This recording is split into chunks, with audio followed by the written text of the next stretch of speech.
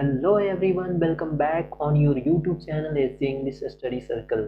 उम्मीद करता हूँ आप स्वस्थ होंगे, मस्त होंगे, अपनी आगामी परीक्षाओं की तैयारी में लगे होंगे। अपनी वीडियो शुरू करने से पहले आपसे अनुरोध है कि अगर आप मेरे चैनल पे नए हैं तो चैनल को सब्सक्राइब कर वीडियो को लाइक करें और अपने दोस्तों के साथ शेयर करें। साथ ही बेल आइकन को भी प्रेस कर लें ताकि नई वीडियोज़ की अपडेट आपको मिले सबसे सबसे पहले।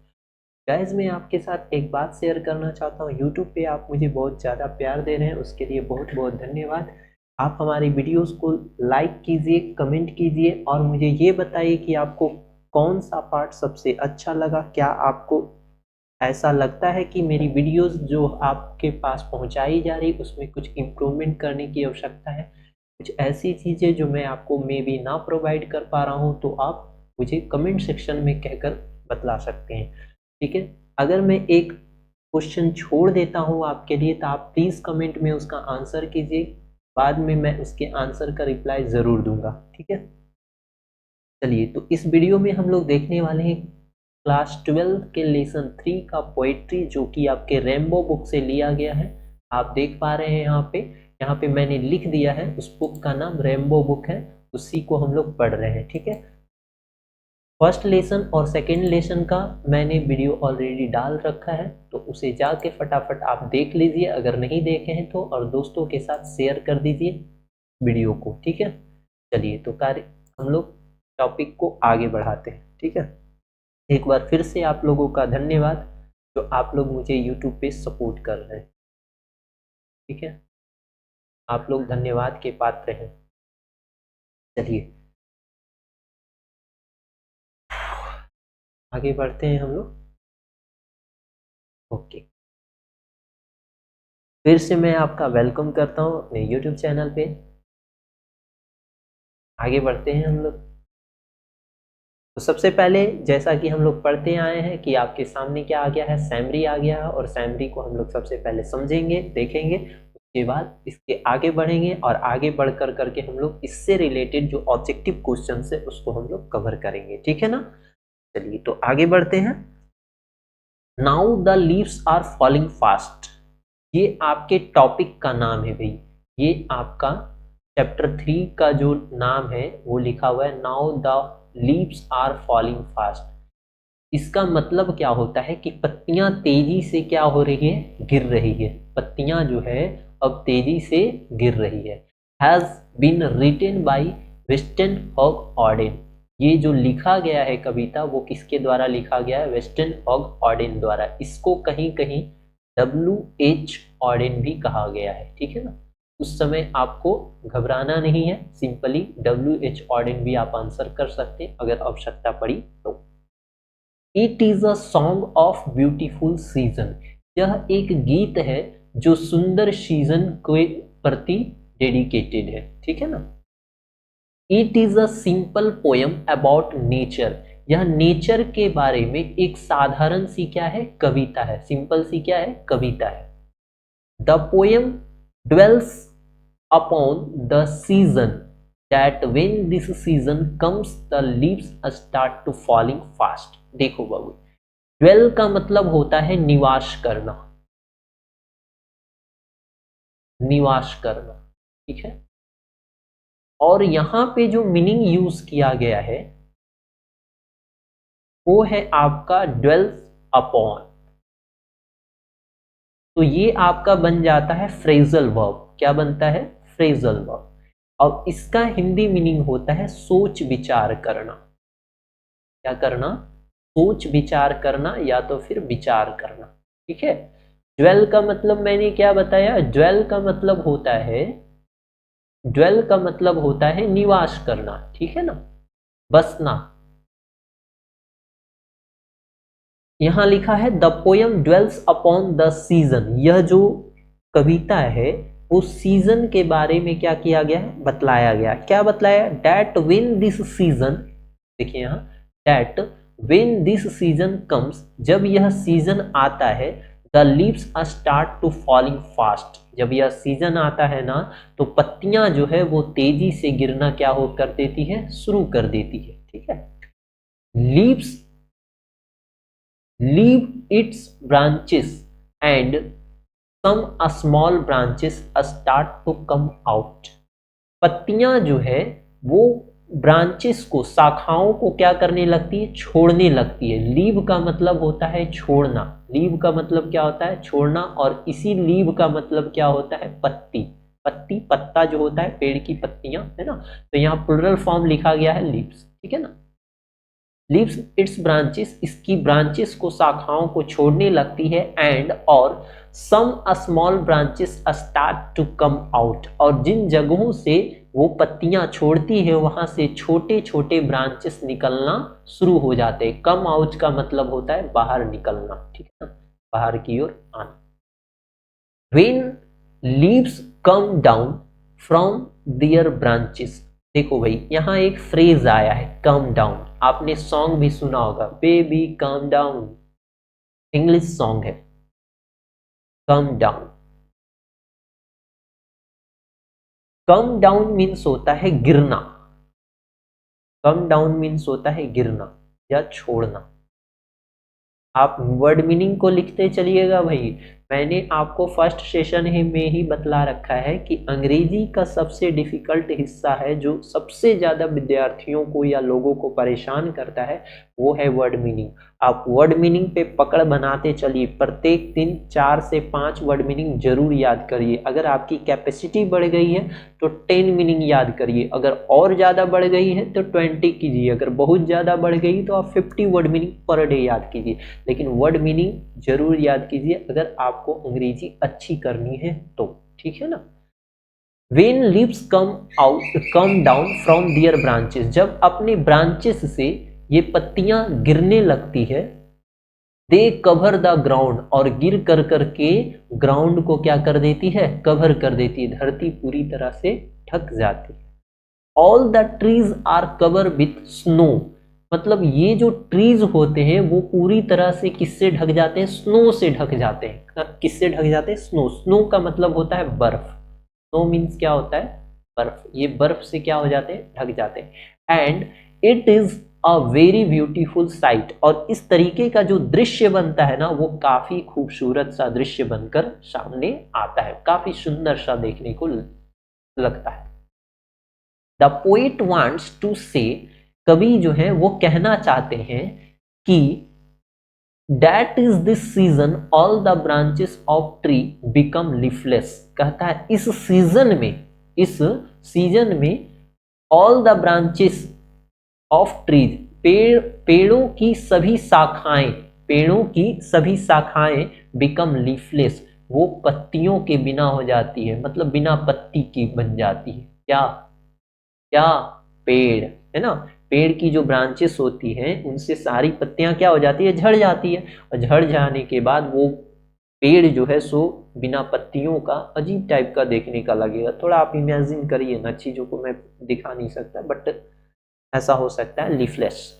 द वंडरफुल बर्ड नाइटिंगल, बाबू पहले तो मैं आपको कहूंगा नाइटिंगल का मीनिंग आप याद कर लीजिए, ठीक है ना। ये आपको करेक्टली और रॉन्गली स्पेल्ट में पूछता है। देखो नाइटिंगल अगर बोलेगा NIGST, ये तो आपका करेक्ट मीनिंग है, इसका मतलब होता है बुलबुल। क्या होता है, बुलबुल। अब कहिएगा ये बुलबुल क्या है, तो बुलबुल एक पक्षी है, बुलबुल एक क्या है, पक्षी है, जिसका नाम क्या है, नाइटिंगल, ठीक है ना। तो ये नाइटिंगल का मीनिंग आप याद रखिएगा, और इसमें जब ये करेगा ना तो इस तरीके से दे देगा, ठीक है, और ये बिल्कुल क्या है, रॉन्ग है। तो ध्यान रखिएगा। देखो एग्जामिनर भी जानता है कि बच्चों को किस तरीके से वर्ड मीनिंग याद है, ठीक है, तो इसलिए वो रॉन्गली स्पेल्ट में उसी तरीके से उसका स्ट्रक्चर करता है जैसा विद्यार्थी ने याद करके आया। तो ध्यान रखिएगा आप, नाइटिंगल का वर्ड मीनिंग इस तरीके से होता है, TI होता है। अब ऐसा नहीं करेगा कि वो नाइटिंगल का यहाँ P से शुरुआत करेगा, इतना गलती नहीं करता है वो, ठीक है ना। वही गलती करेगा जहाँ पे विद्यार्थियों का चांसेस है गलती करने का, ठीक है। हाँ क्या था, the wonderful words Nightingale becomes डम टू सी दिस सीजन। ये नाइटिंगल जो है, बुलबुल पक्षी जो है ना, वो ये दृश्य को देख कर करके एकदम क्या हो जाती है, डम हो जाती है। मतलब उसको कुछ समझ में ही नहीं आता है कि ये क्या हो गया है ना। he wants to do something from his hand। वह जो है अपनी हाथों से कुछ करना चाहती है, वो अपनी हाथों से कुछ करना चाहती है, बट लेकिन इट बिकम्स फ्रीज। लेकिन वो कुछ क्या हो जाता है, फ्रीज हो जाता है, बिल्कुल स्थिर हो जाता है, जम जाता है। लोनली ऑन द सेपरेट नीज। वो अकेले जो है वो सेपरेट मतलब अलग ही अपने घुटनों पे जाकर के क्या हो जाता है, फ्रीज हो जाता है। कौन कौन कौन, आप कहिएगा बुलबुल। कौन, बुलबुल। बुलबुल गर्ल्स लोग का नाम भी होता है भाई, बुलबुल बुलबुल। कितना अच्छा नाम है, नाइटिंगल, है ना। चलिए, तो ये था हमारा सैमरी, जो आपके चैप्टर 3 का था, now the leaves are falling fast. और उसके ऑर्थर कौन थे, W.H. ऑडेन या वेस्टन हॉग ऑडेन, ठीक है, ये उनके द्वारा लिखा गया था। आपको ओवरऑल ये कविता का सैमरी समझ में आ गया होगा। मैं इस तरीके से आपको कंटेंट प्रोवाइड करता हूँ ताकि आपको चीज़ें बेहतर ढंग से समझ में आ जाए, ठीक है। मे भी मुझे नहीं लगता है कि इस तरीके से कहीं भी एक्सप्लेन किया गया होगा ऑन दिस प्लेटफॉर्म, ठीक है। आगे बढ़ते हैं हम लोग। अब आते हैं हम लोग ऑब्जेक्टिव क्वेश्चंस के ऊपर, और उसे हम लोग एक एक करके सॉल्व करेंगे। मेरे सॉल्व करने से पहले आप कमेंट में आंसर करेंगे और खुद का चेकआउट करेंगे। अगर आप कमेंट नहीं करना चाहते, अगर आपको एम्बैरेस फील होता है तो मत कीजिए। आप अपने मन में उस आंसर को रखिएगा और देखिएगा कि मेरा आंसर सही होता है या नहीं होता है। अगर होता है तो बहुत अच्छी बात है, कॉन्ग्रेचुलेशन। अगर नहीं होता है तो उसे देख कर करके समझ कर याद रखने की कोशिश कीजिए, ठीक है ना। आगे बढ़ते हैं हम लोग। Very good. चलो, ये है हमारा फर्स्ट सवाल जो आपके स्क्रीन पे शो कर रहा है, ठीक है। The line and the nightingale is डम। ये देखो, लाइन कहां से उठाया गया है, पिछली वाली लाइन से ही तो उठाया गया है। कहां गया भाई, आजा सिम सिम। ए देखो, पीछे वाली, Nightingale become dumb to see this season. मतलब बुलबुल जो है इस सीजन को देखकर पूरी तरह से क्या हो जाती है, डम हो जाती है। डम का मतलब होता है बाबू, मूर्ख होता है, लिख लीजिए, मूर्ख होता है, या तो फिर मौन होता है। मौन, शांत, एकदम चुप, हक्की बक्की बंद, है ना, ये होता है डम का मतलब, ठीक है ना। The line and the nightingale is डम इज टेकन फ्रॉम, कहां से लिया गया। अभी जस्ट तो हम लोग पढ़े हैं इस चैप्टर का नाम, now the leaves are falling fast, यही तो है चैप्टर का नाम, और यही ऑप्शन सी आपका क्या हो जाएगा, उत्तर हो जाएगा, ठीक है। आगे बढ़े, चलो। And the nightingale is dumb and the dash will not, कम होना चाहिए भाई, ये गलत टाइप हो गया, कम होगा, ठीक है। And the nightingale is dumb and the dash will not कम। अब बतलाइए यहाँ पे क्या सही होगा भाई।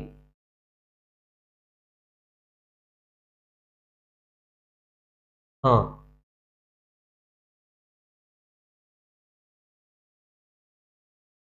बोलो। देखो, कुछ लोग इसका मीनिंग पूछ रहे हैं। देखो, प्रैम का मतलब होता है, तो क्या होता है, प्रैम का मतलब गाड़ी होता है। कौन सी गाड़ी होती है, छोटे बच्चों की जो गाड़ी होती है ना, छोटे बच्चों की। आपने देखा होगा बचपन में एक ऐसा टॉय आता था, कैसे बनेगा भाई, ऐसे, ऐसे रहता था, ऐसे रहता था और ऐसे रहता था, ठीक है। यहाँ पे एक व्हील्स लगे होते थे और दो व्हील्स यहाँ पे लगे होते थे, ठीक है। और छोटा बच्चा इसको पकड़ कर करके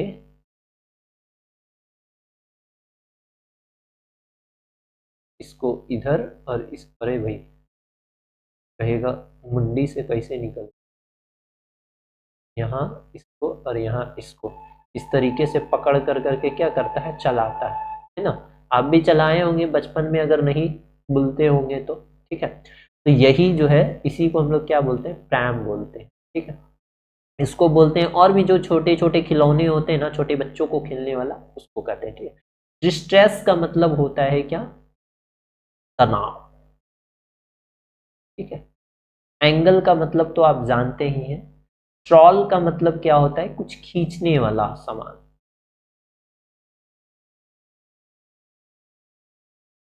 ट्रॉल का मतलब क्या होता है? खींचने वाला एक तरीके। हाँ, चलो आंसर करो भाई। And the nightingale is dump and.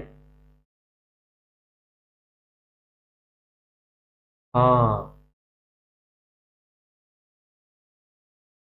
Yes, answer क्या हो जाएगा? Option number C, angle. ठीक है, ओके, आगे बढ़ते हैं। Nurses to the grave are gone is from. Nurses to the grave are gone is from. ये nurses to the grave are gone ये किससे लिया गया है? ये आपसे सवाल में पूछा गया है। नर्सेस टू द ग्रेव और गोन ये किससे लिया गया है? एन एपिटफ से, फायर हैम से, या फिर now the leaves are falling fast the soldier. Soldier का मीनिंग भी बहुत अच्छा है भाई, आप इसको ध्यान रखिएगा। सोल्जर मीन्स होते हैं सैनिक। है? हाँ, एपिटफ का मतलब होता है समाधि। ठीक है, एपिटफ का मतलब क्या होता है? समाधि। हाँ, सही आंसर क्या हो जाएगा? Option number C. आगे बढ़ते हैं, चलो।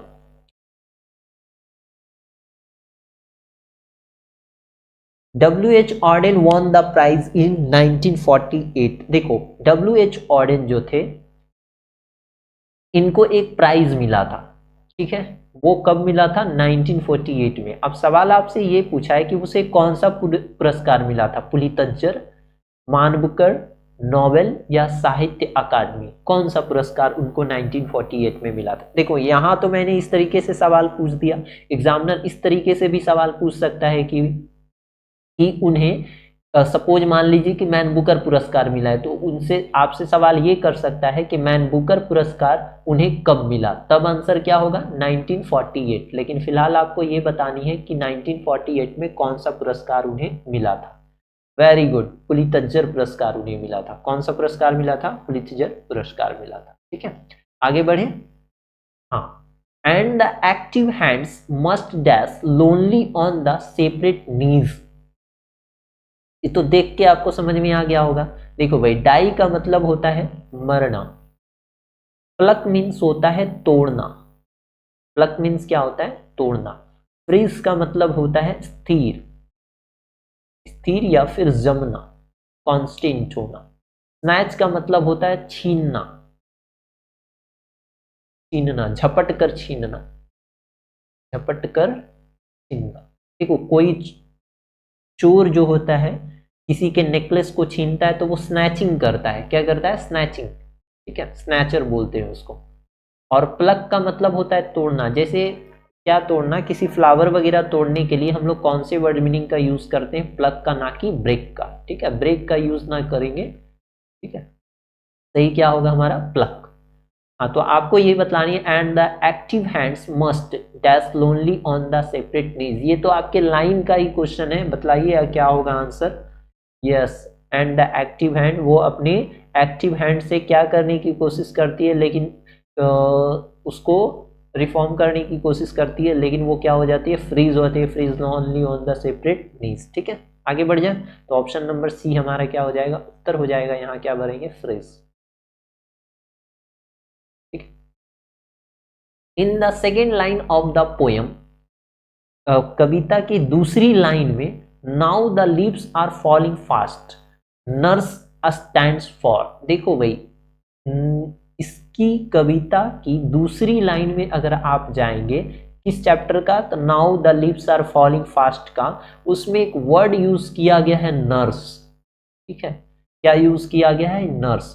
तो नर्स का मतलब यहाँ पे क्या होता है? एक प्लांट होता है, या फ्रूट होता है, या ट्री होता है, या इनमें से कोई नहीं होगा। ठीक है, ये आपको बतलाना। हाँ नर्स, ये नर्स, हॉस्पिटल में जाते हैं तो आपको नर्स देखने को मिलती है कि नहीं मिलती है? वेरी गुड, बहुत मिलती है। अरे भाई बहुत कहाँ मिलती है, बड़े बड़े हॉस्पिटलों में मिलती है, छोटे हॉस्पिटलों में तो डॉक्टर ही कंपाउंडर है, कंपाउंडर ही डॉक्टर है कि नहीं? चलो, तो सही आंसर क्या हो जाएगा? Option number C, tree. जिक्र किसका किया था भाई? ट्री का ही तो जिक्र कर रहा है। देखो भाई, एक वर्ड होता है नर्सरी, तो नर्सरी का मतलब क्या होता है ना, जहाँ पे छोटे छोटे पौधे को पाला जाता है, मतलब रखा जाता है छोटे फॉर्म में, तो उसे हम लोग क्या बोलते हैं? नर्सरी बोलते हैं। क्या बोलते हैं? नर्सरी। ठीक है ना? हाँ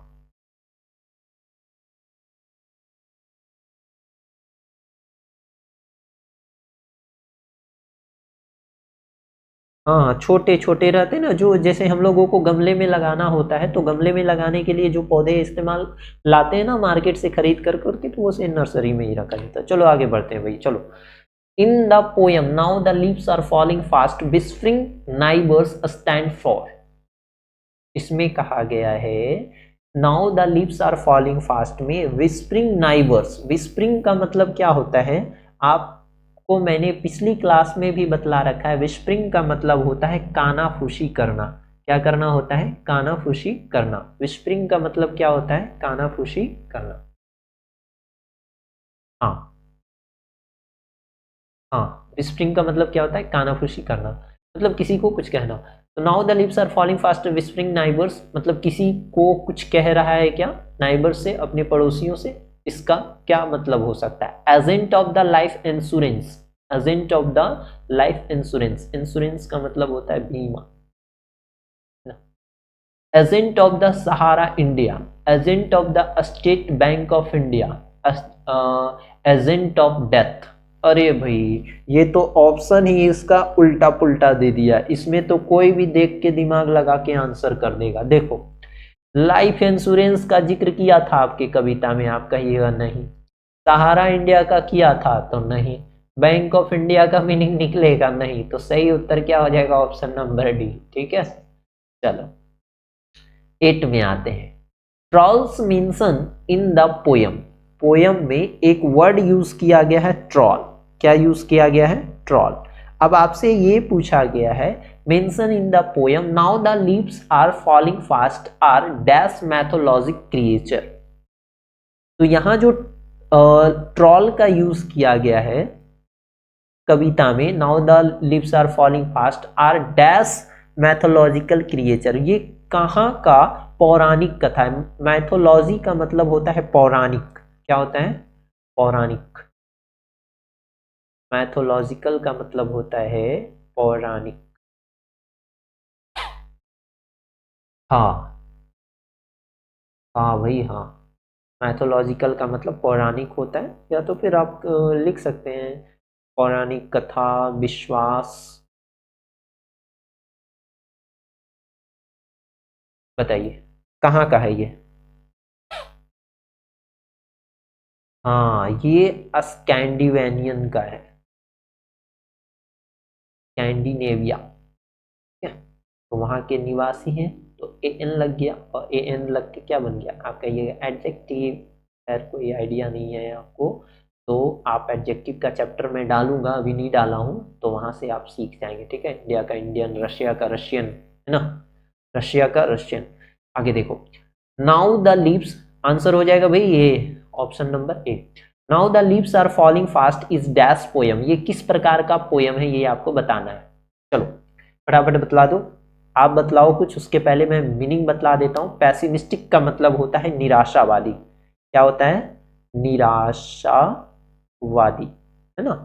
और ऑप्टिमिस्टिक का मतलब होता है आशावादी। तो यहां से आपने दिमाग लगा के सोच लिया होगा कि ये दोनों एक दूसरे का क्या है? इंटोनिम है। क्या, कौन सा नेम हो जाएगा? इंटोनिम्स हो जाएगा, अपोजिट वर्ड।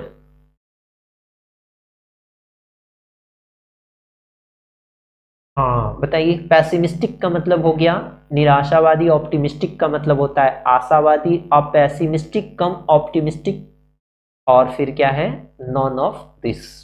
करो।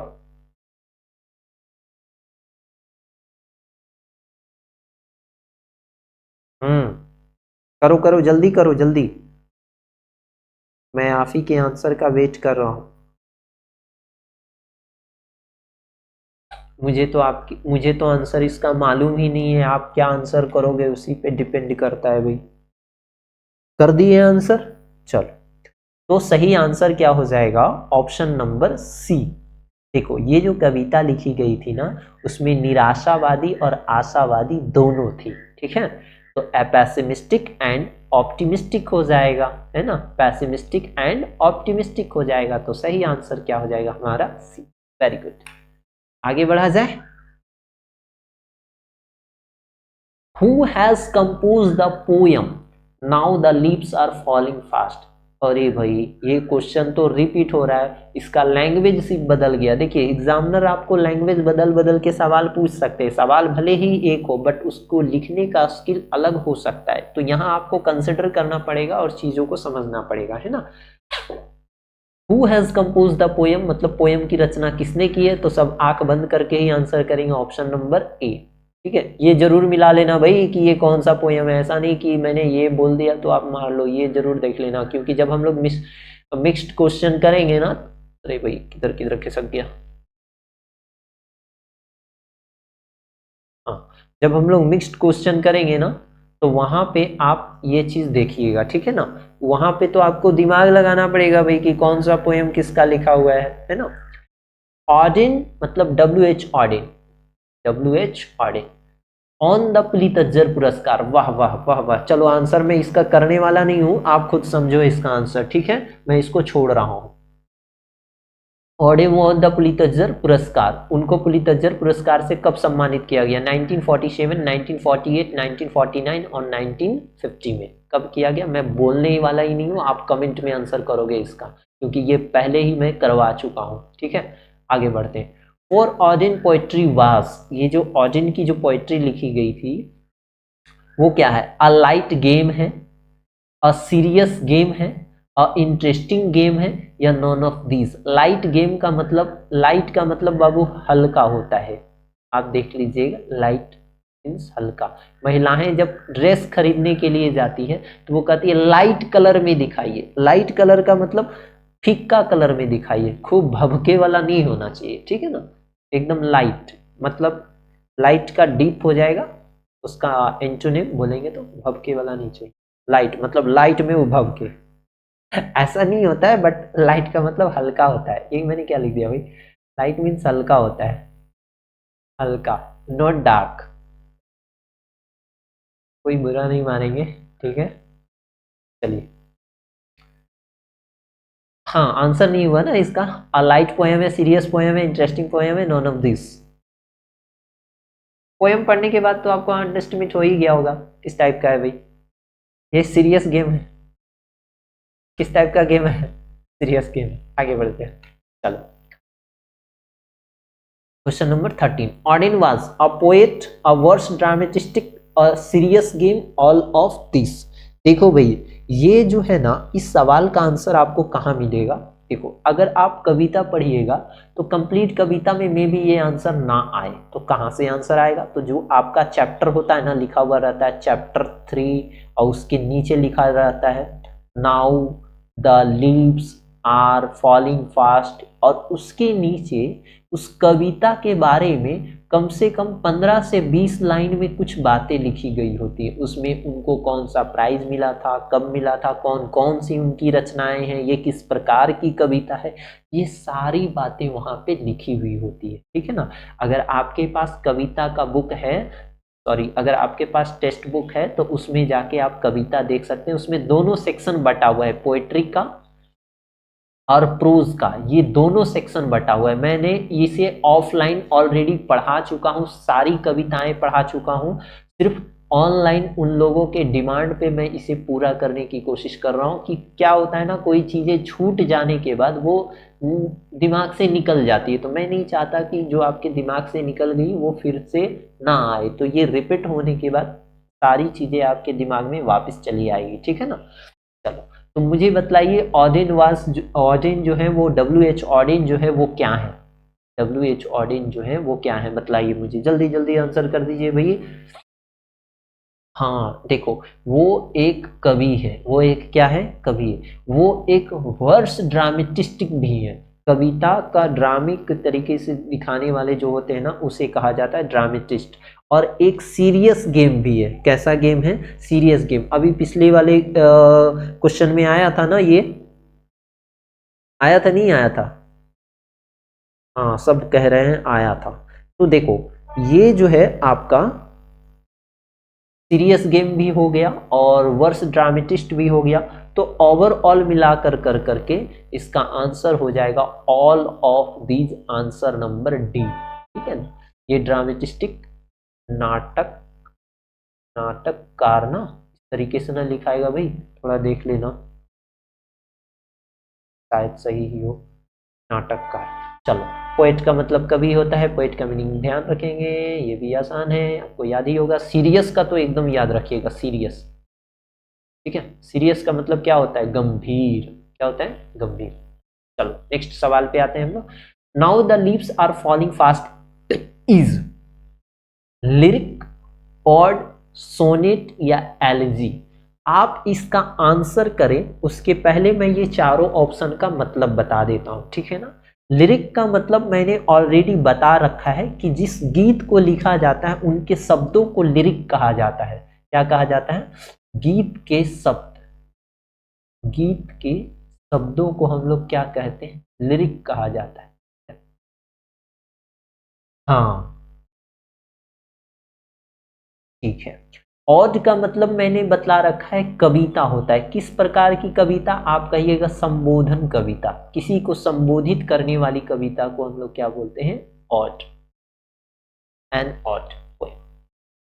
सोनेट, सोनेट किसे कहते हैं, सोनेट भी मैं ऑलरेडी आपको बता चुका हूं, 4 पदों की कविता, कितने पदों की, 4 पदों की कविता।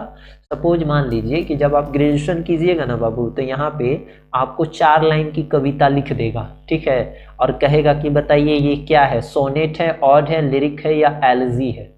तो उस समय तो दिमाग चकराएगा, उस समय तो एक ही चीज काम आता है, समझ ही गए क्या काम आता है ना। एलजी का मतलब होता है शोक गीत, एलजी का मतलब क्या होता है, शोक गीत। ये तीनों, सॉरी चारों का चारों क्या है, कविता ही है, गीत ही है, लेकिन चारों का कैटेगरी अलग अलग है ना। अब बताइए ये क्या है,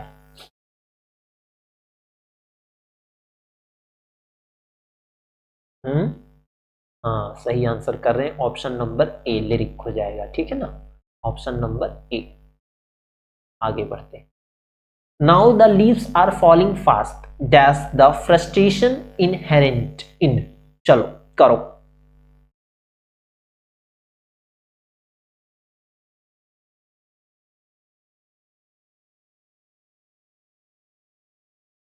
हाँ देखो, इसमें कुछ वर्ड मीनिंग, वर्ड मीनिंग क्या है, वर्ड मीनिंग में कोई तो वर्ड मीनिंग नहीं दिख रहा है मुझे, तो ये बताना पड़ेगा मुझे। ओके ओके, देखो, इनएक्ट, रिएक्ट का मतलब होता है, आपने पढ़ा होगा केमिस्ट्री में रिएक्शन, रिएक्ट का मतलब होता है प्रतिक्रिया करना, ठीक है। इनएक्ट का मतलब होता है कानून बनाना, इनएक्ट का मतलब क्या होता है, कानून बनाना। एक्सेप्ट का मतलब होता है स्वीकार करना, एक्सेप्ट का मतलब क्या होता है, स्वीकार करना। अब प्रोटेस्ट का मतलब होता है विरोध करना, क्या करना, विरोध करना, ठीक है। अब चलिए क्वेश्चन में कहता है now the leaves are falling fast dash the frustration, frustration का मतलब क्या होता है, क्या बोल सकते हैं उसको, तनाव, टेंशन, है ना। फ्रस्ट्रेशन इनहेरेंट, इनहेरेंट का मतलब क्या होता है, कोई चीज स्वाभाविक रूप से होना, अंतर्निहित, स्वाभाविक, या फिर अंतर्निहित भी लिख सकते हैं, स्वाभाविक या अंतर्निहित, अंतर्निहित।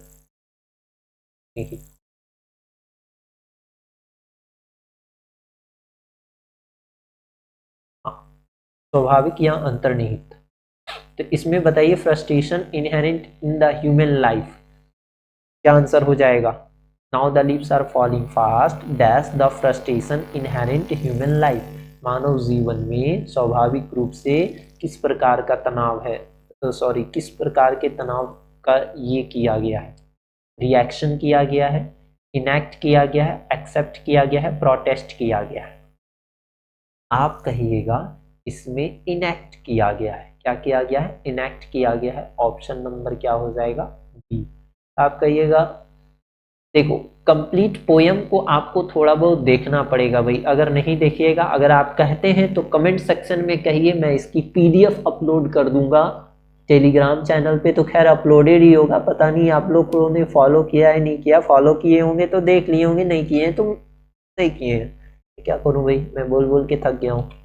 आगे देखो सवाल नंबर नेक्स्ट है हमारा, सवाल नंबर 16। W.H. Auden has written the poem, उड़ा दो इस क्वेश्चन को, option number C. The pram are running, standing, laying या रोलिंग। करो आंसर। रनिंग का मतलब चलना, स्टैंडिंग का मतलब खड़ा होना, लेइंग का मतलब पड़े रहना, रोलिंग का मतलब घूम घूम कर चलना। ठीक है, चलो करो आंसर। अरे भाई pram pram pram pram pram pram pram pram pram pram, कुछ याद आ रहा है? बचपन का खिलौना, कहीं भूल नहीं जाना।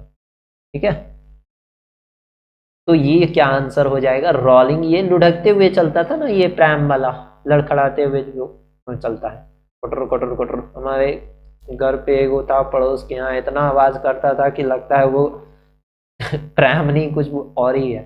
चलो, the travellers are we dash wings moving towards our death. जो ट्रैवलर हैं, जो यात्रा करने वाले व्यक्ति हैं, travellers are we dash being, human being, animal being, urban या फिर रूलर। करो देखो यहां तो सिंपली आंसर हो जाएगा, जिसको वर्ड मीनिंग पे पकड़ है वो तो ऐसे ही आंसर कर देगा, लेकिन मैं चाहूंगा कि आप इसका आंसर करें।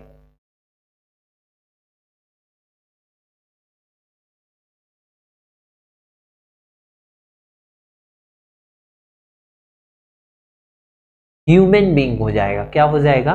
ह्यूमन बीइंग, मानव जाति।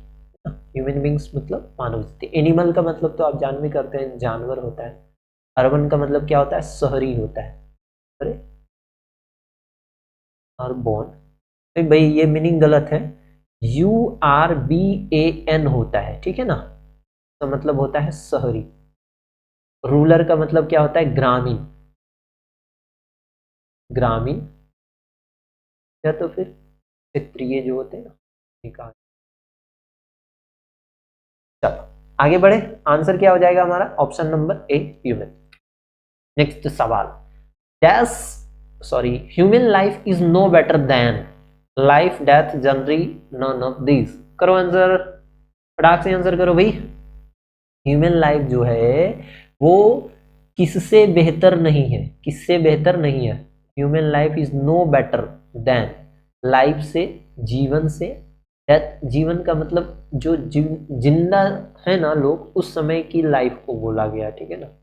डेथ का मतलब मृत्यु। जर्नी, जर्नी का मीनिंग तो आप पहले रिमाइंड कर लीजिए। जर्नी का मीनिंग आप याद रखिएगा, ये आपके रॉन्गली और करेक्टली स्पेल्ड में पूछ रहा है बाबू।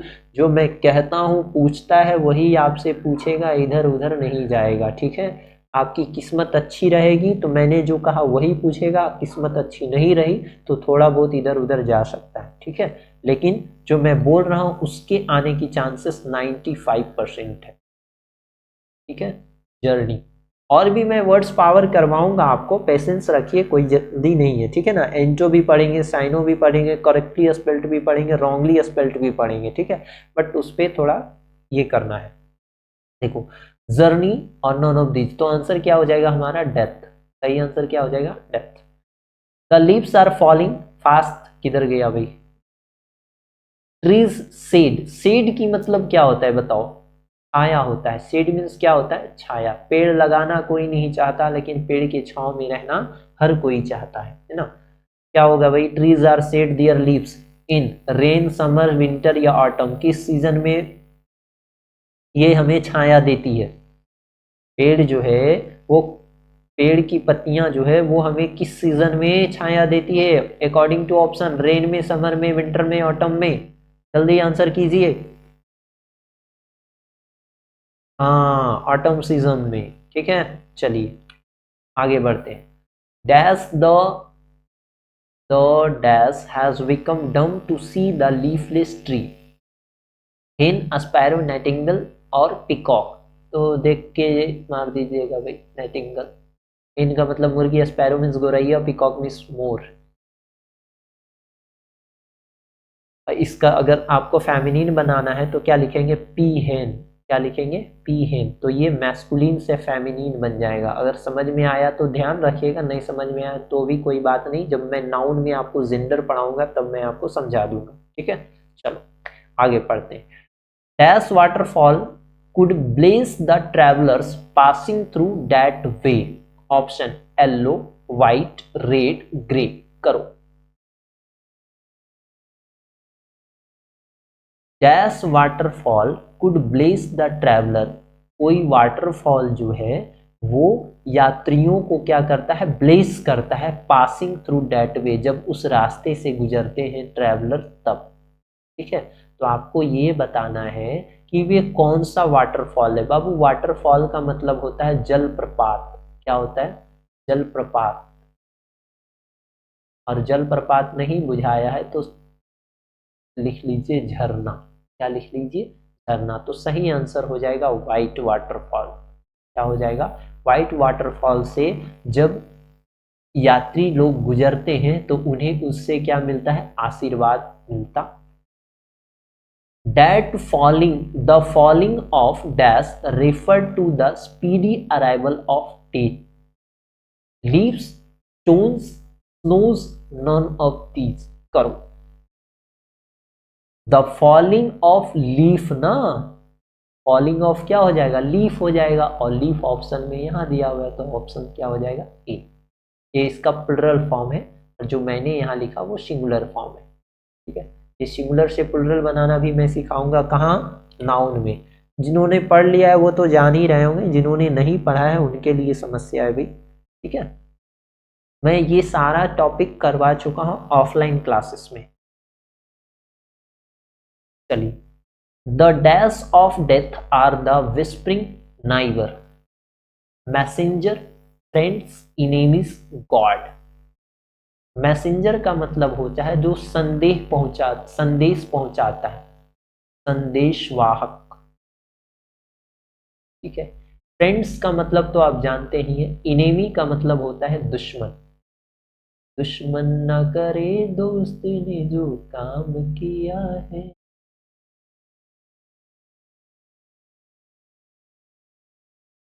आपके आंसर का मैं वेट कर रहा हूं, जल्दी से आप आंसर करें। ठीक है, very good, messenger.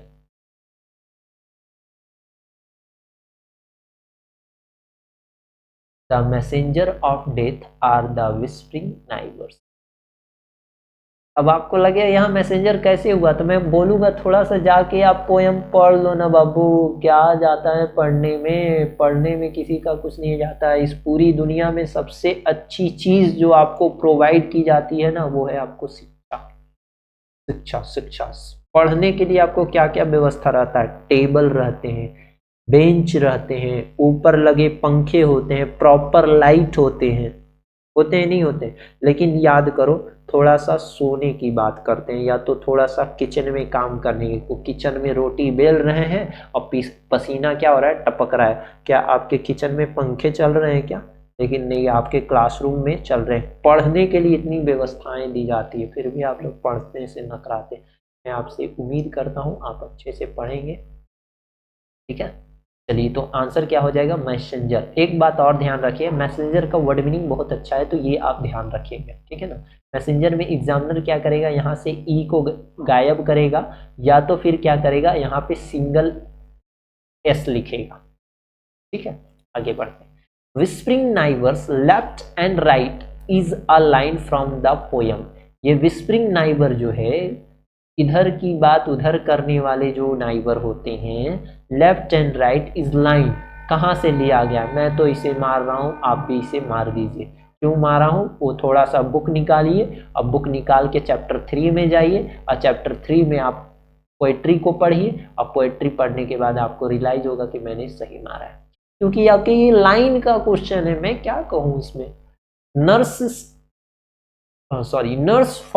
Flowers will not last is a line written by. ये किसके द्वारा लिखा? Nurse flowers will not last. ये जो लाइन लिखी गई है ना, nurses flowers will not last, ये किसके द्वारा लिखा गया? तो आप कहिएगा, अब तो हम दिमाग लगाएंगे नहीं, इतना देर से आप WH ऑर्डिन बोल रहे थे तो इसी को मार देंगे, क्योंकि चैप्टर नंबर कितना चल रहा है? 3। ठीक है, चलिए। Who run a scolding. Babu, scold का मतलब होता है, पहले ये जान लो, स्कॉल्ड मीन्स होता है डांटना। स्कॉल्ड मीन्स क्या होता है? डांटना। Who run a scalding for their food in the leaves are falling fast? Option: trolls, lions, animals, birds। आपको देख के ही लग रहा होगा कि आंसर क्या हो सकता है। सही आंसर क्या हो जाएगा? ऑप्शन नंबर ए, ट्रॉल। ठीक है,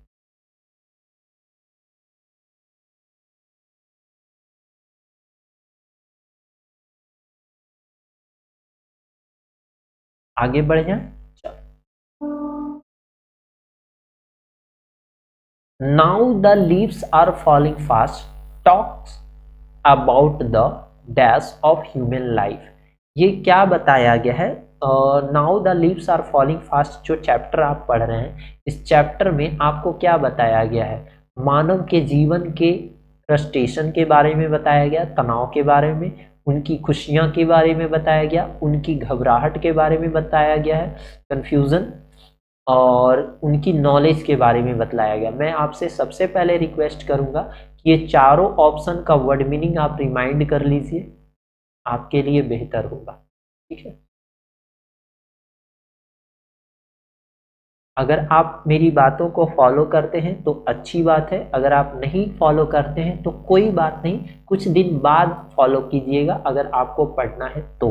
और नहीं फॉलो करते तो मैं कुछ नहीं कह सकता अभी, मैं सिर्फ कहूँगा फॉलो कीजिए। अगर करते हैं तो अच्छी बात, नहीं करते हैं तो कुछ दिन बाद फॉलो कीजिएगा, लेकिन कीजिएगा। मेरे ना कहने पे, किसी और के कहने पे, लेकिन कीजिएगा जरूर। ठीक है, लेकिन अगर आप अभी करते हैं तो अन्य लोगों की अपेक्षा आप 2 कदम आगे बढ़ जाइएगा, और अगर नहीं करते हैं तो फिर तो नहीं का मतलब तो आप जान ही रहे।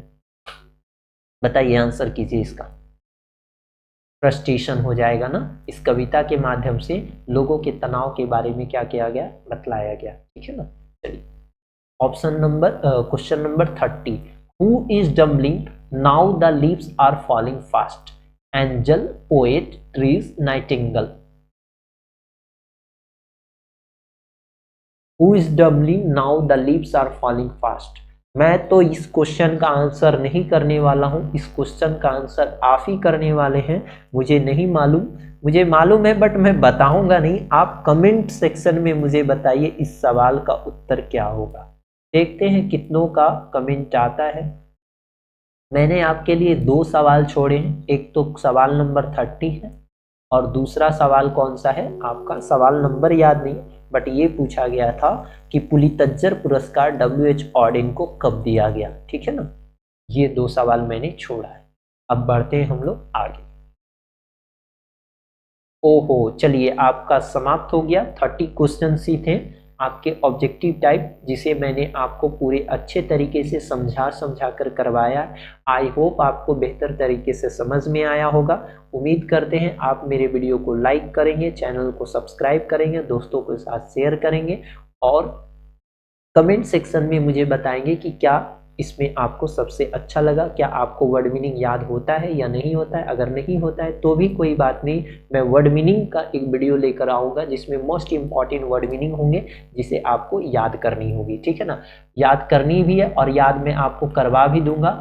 तो उसके लिए फिर से मैं आपको एक बार थैंक्स करता हूँ, कहता हूँ कि आपने मुझे सपोर्ट किया और उम्मीद करता हूँ आप आगे भी मुझे इसी तरीके से सपोर्ट करते रहेंगे। ये मोटिवेशन अगर मुझे मिलेगा तो मैं आपके लिए और भी बेहतर वीडियोस लेकर करके आऊँगा। थैंक्स फॉर वॉचिंग, मिलते हैं नेक्स्ट वीडियो में। Bye bye, thank you.